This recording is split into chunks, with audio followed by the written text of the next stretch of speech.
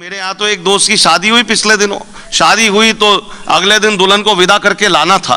विदा की रस्म शुरू हुई, दुल्हन रोने लगी तो भावुक हृदय दूल्हा रोने लगा। मैंने पूछा तू क्यों रो रहा है भाई? बोले ये क्यों रो रही है? मैंने कहा ये तू क्यों रो रहा है? बोला ये क्यों रो रही है? मैंने कहा इसकी तो शादी हुई है। बोला वो तो मेरी भी हुई है। मैंने कहा ये तो अपने माँ बाप भाई बहन को छोड़कर जाएगी। बोले जाके मेरे भी तो छोड़वाएगी।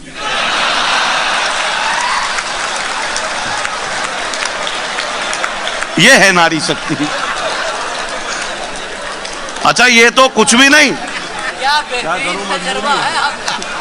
ये तो कुछ भी नहीं साहब, ये कुछ भी नहीं। अभी पिछले दिनों एक मेरे मित्र हैं डॉक्टर साहब, उनके पास बैठा था। सुबह सुबह एक आदमी आ गया, हार्ट टूटा हुआ। डॉक्टर साहब ने पूछा क्या हुआ? बोले कुछ नहीं, वो एक महिला कार ड्राइव कर रही थी, एक्सीडेंट हो गया।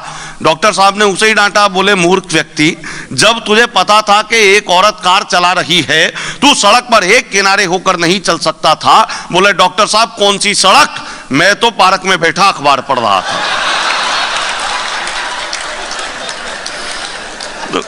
तो कई बार दिक्कतें होती हैं। अच्छा लोगों को बड़ा तनाव रहता है। बोले देखो संस्कार, कई लोगों को चिंता रहती है संस्कार खत्म होते जा रहे हैं। संस्कार कहीं खत्म नहीं हो रहे। आप यहाँ पे संस्कार संभाले हुए हो, वहाँ पे हमारे लोग संभाले हुए, इसलिए चिंता मत करो। संस्कारों का नमूना बताता हूँ। हमारे यहाँ संस्कार हरियाणा के बताता हूँ, दिल्ली एनसीआर के आसपास के राजधानी क्षेत्र के। हमारे यहाँ तो संस्कार अभी भी उसी मात्रा में जिस मात्रा में आप छोड़ के आए थे पूरे वतन से। हमारे यहाँ आज भी किसी लड़की की शादी होती है, अगले दिन जब उसकी डोली विदा हो रही होती है तो उसके माँ बाप इतने नहीं रो रहे होते जितने मोहल्ले के लड़के रोते हैं। हमने संस्कार बचा के रखे हैं। आइए मैं कोशिश करता हूं कहीं आपसे जुड़ूं। बच्चे बहुत सारी मात्रा में दिख रहे हैं और बच्चे तो आजकल पैदा ही नहीं हो रहे। पेंटियम 4 प्रोडक्ट पैदा हो रहे हैं विंडो 8 वर्जन में। मैंने पिछले दिनों एक इंग्लिश स्कूल के बच्चे से पूछा, मैंने कहा बेटा which are your favourite books? बोला my father's cheque book and passbook. एक बच्चे से और पूछा, मैंने कहा बेटा भारत में सबसे ज्यादा बर्फ कहां गिरती है? बोला सर विस्की के गिलास में। देखो विस्की पे कितने लोग हंसे। ये तो बैन है यहाँ पे शारजा में, बता रहे थे मुझे लोग। वरना तो मैं फारूक साहब आपको देता हूं, हमारे जो शायर साहब आए थे, कि सुबह का अपना मजा है। आपकी पीड़ा पे मैं बड़ा परेशान हो रहा था कि सुबह का अपना मजा है, शाम का अपना मजा। सुबह का अपना मजा है, शाम का अपना मजा, जूस का अपना मजा है, जाम का अपना मजा। जूस का अपना मजा है, जाम का अपना मजा। और आशिकी में कल मैं उसके भाइयों से फिर पिटा। आशिकी में कल मैं उसके भाइयों से फिर पिटा। दर्द का अपना मजा है, बाम का अपना मजा। बहुत अच्छे, वाह वाह वाह वाह वाह। तो साहब ये सब चलता रहता है। लेकिन आइए, कुछ ने कहा बोले साहब आप इस तरह की बातें करते हो, ये तो शायर आर्टिस्ट ये सारे तो बिना पिए चढ़ते ही नहीं। मैंने कहा साहब हम जो पी लेते हैं वो कोई नहीं पी सकता, क्योंकि भले ही मद में रहते हैं मगर हम हद में रहते हैं। भले ही मद में रहते हैं मगर हम हद में रहते हैं। परिंदे आसमां पर भी जमी की जद में रहते हैं। परिंदे आसमां पर भी जमी की जद में रहते हैं। हमारी उनसे बनती है जो अपने कद में रहते हैं। उन्हें जनता से क्या मतलब, वो जो संसद में रहते हैं। वाह, ये तो अच्छा है आपने तमाम मोजेज लोग बुलाए, नेता नाम का कोई प्राणी नहीं बुलाया, वरना बड़ा कष्ट होता। कोई है तो नहीं? नहीं, जो इस कुनबे में शामिल हो गया वो नेता कहां रहा? और वैसे भी देखो, नेता नाम का प्राणी और आम आदमी में एक अंतर होता है। आम आदमी और नेता में एक बारीक अंतर होता है, पहुंचे तो बताना। अंतर यह होता है कि आदमी तो नेता बन सकता है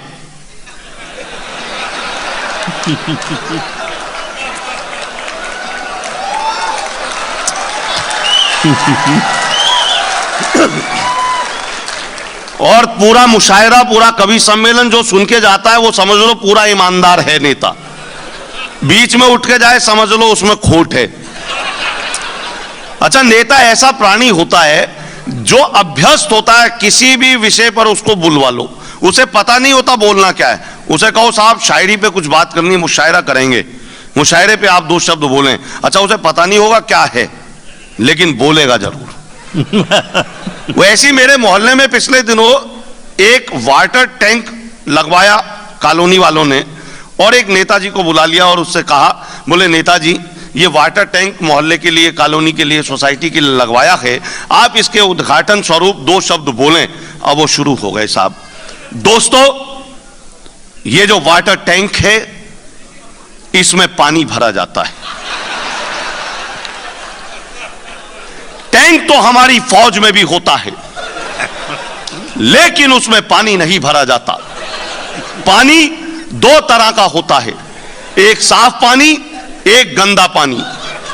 साफ पानी पीने के काम आता है, गंदा पानी जिसमें कमल होता है। कमल एक तरह का फूल होता है, फूल तो गुलाब का भी होता है, गुलाब के फूल से गुलकंद बनता है, गुलकंद पेट साफ करता है। पानी से चला पेट तक आ गया।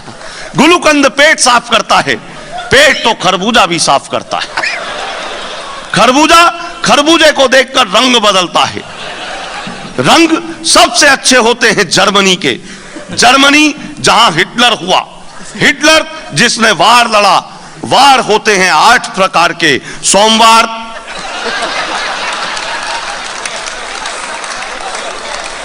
मंगलवार, बुधवार, बृहस्पतिवार, शुक्रवार, शनिवार, रविवार और वर्ल्ड वार।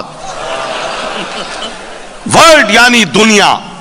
दुनिया तो गोल है, गोल तो रसगुल्ला भी होता है जिसको खाने के बाद हमें प्यास लगती है, और जब हमें प्यास लगती है तो हमें पानी याद आता है। उसी पानी को हम इंग्लिश में वाटर कहते हैं। आज मैं उसी वाटर टैंक का उद्घाटन करने आया। कर दिया वाह वाह वाह। सलाम साहब हो गया भाई साहब। क्या करूं, मुझे आज इसी तरह के उद्घाटन करने पड़ रहे हैं। अच्छा, अपने देश में क्या है, देश क्या है, वो पिछले दिनों बड़ा कई सालों से चल रहा है, बोले भ्रष्टाचार बहुत फैल रहा है, भ्रष्टाचार बहुत फैल रहा है। अच्छा, मैंने ये देखा कि भ्रष्टाचार किसी भी मुल्क में नहीं है, पूरी दुनिया में, दुनिया छोड़ो पूरे ब्रह्मांड में। अभी पिछले दिनों अभी मैं गया हुआ था बाहर, वहां पे देखा, एक जगह और गया, वहां पे देखा मैंने एक मुकदमा आया हुआ। मुकदमा आया, वकील साहब जोर जोर से जज साहब को कह रहे हैं, बोले मीलोड, कानून की इस किताब के पेज नंबर 15 के अनुसार आपको मेरे मुवक्किल को रिहा कर देना चाहिए। अच्छा, वकील ने इतनी जोर से बोला, जज को लगा ये नई धारा वारा ढूंढ के लाया होगा कोई। जोर से बोले मीलोड, कानून की इस किताब के पेज नंबर 15 के अनुसार आपको मेरे मुवक्किल को रिहा कर देना चाहिए। जज साहब ने कहा, वकील साहब कानून की वो किताब मेरे सामने पेश की जाए। जैसे ही जज साहब के सामने वो कानून की किताब पेश की गई, उन्होंने पेज नंबर 15 खोला, अंदर देखा 1-1 के नोट। तो जज साहब ने भी वकील साहब से कहा, वकील साहब ऐसे ऐसे 5-7 सबूत और पेश किए जाएं। क्या करेगा भ्रष्टाचार।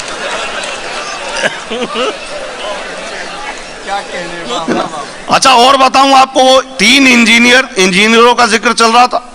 वो इंजीनियर, मैं बताऊं इंजीनियर की स्थिति बेचारे की क्या हो गई। आजकल बड़े मामले गड़बड़ हैं।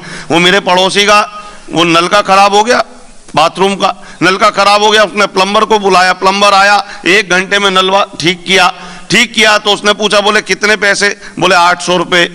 बोले यार 800 तो मैं भी इंजीनियर हूं, मुझे नहीं मिलते 1 घंटे के। बोले साहब जब मैं इंजीनियर था तब मुझे भी नहीं मिलते थे।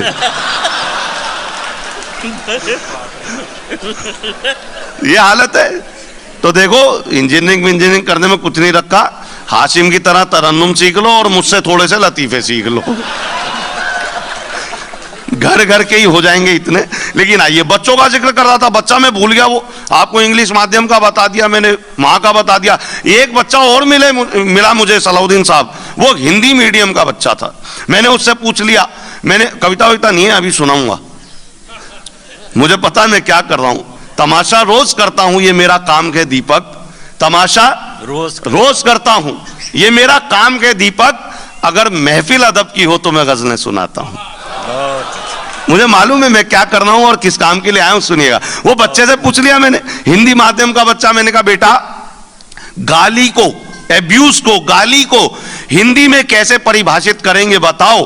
बच्चे ने जवाब दिया, बोले सर अत्याधिक क्रोध आने की स्थिति में शारीरिक रूप से हिंसा ना करते हुए मानसिक रूप से की जाने वाली हिंसात्मक कार्रवाई के अंतर्गत कुछ चुने हुए शब्दों का समूह, जिनके उच्चारण के पश्चात मन को असीम शांति का अनुभव मिलता है, बहुत अच्छे भाई, वाह वाह वाह, उसे हम गाली कहते हैं।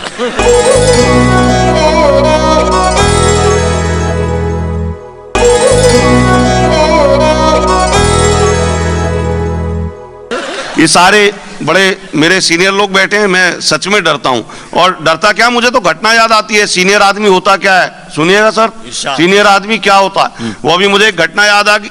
एक राजा बड़ा खुश हुआ, उसने ऐलान कर दिया, बोले जितने भी कैदी हैं हमारे यहाँ उनको आजाद कर दिया जाए। अच्छा, सबको आजाद करने लगे तो एक वरिष्ठ कैदी, सीनियर कैदी था, बुजुर्ग, उसे पूछ लिया, बोले आप कब से हो। राजा साहब की नजर पड़ी, बोले आप यहां कब से हैं। तो उसने कहा बड़े महाराज के जमाने से। तो राजा की आंख से आंसू आ गए, बोले इसे मत रिहा करना, अब्बा जान की निशानी है। तो ये तो निशानी है, हम तो रिहा होने वाले। लेकिन आइए मैं जोड़ता हूं, आप बहुत अच्छा सुन रहे हैं, आप तो बहुत अच्छा सुन रहे हैं, वरना कई बार बड़ी दिक्कतें होती हैं। हम लोग धन के ऐसे लोगों में फंसते हैं जो मन की बात सुनना ही नहीं चाहते और प्रतिक्रिया नहीं देते।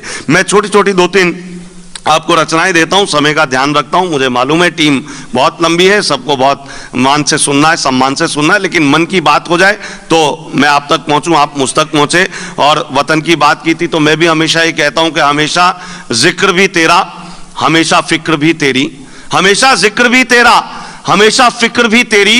वतन कुर्बान है तुझ पर हमेशा जिंदगी मेरी, वतन कुर्बान है तुझ पर हमेशा जिंदगी मेरी। मेरा तो काम ही है तीरगी से जंग लड़ने का, न जाने कितनों को हासिल हो दीपक रोशनी मेरी। सुनिएगा, मैं सुनाता हूं। एक जगह हम फंस गए साहब, वहां से कविता ने जन्म लिया कि मैं एक कवि सम्मेलन में कविता सुना रहा था। मैंने देखा अगली पंक्ति में बैठा श्रोता ताली नहीं बजा रहा था। मैंने उससे पूछा क्यों भाई साहब, आपको कविता में मजे नहीं आ रहे, आप ताली नहीं बजा रहे। वो बोला ऐसी बात नहीं कि मैंने कवि सम्मेलन के स्वाद नहीं चखे हैं, पर मैं ताली खुद क्यों बजाऊं, अमीर हूं, ताली बजाने के लिए आदमी रखे हैं। मैंने उससे फिर ये शब्द कहे, आप हंस भी नहीं रहे। वो बोला ऐसी बात नहीं कि मैंने अपने होठ सिल रखे हैं, पर मैं खुद क्यों हंसूं, अमीर हूं, हंसने के लिए भी आदमी रखे हैं। अब वही श्रोता मुझे मिल गया एक दिन बाजार में, लंबी चमचमाती कार में। मैंने कहा भाई साहब बधाई हो, आपने नई कार ली है। बोला मैंने नहीं ली, कल शादी हुई है, ससुराल वालों ने दी है। मैंने कहा फिर तो डबल बधाई, पर ये बताओ भाई आप हनीमून पर नहीं गए। बोला अमीर हूं।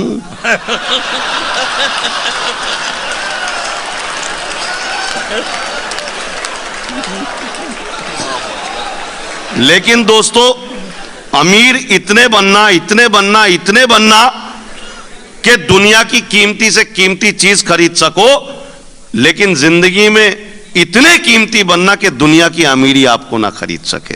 बहुत अच्छे, क्या कहने भाई, बहुत अच्छे।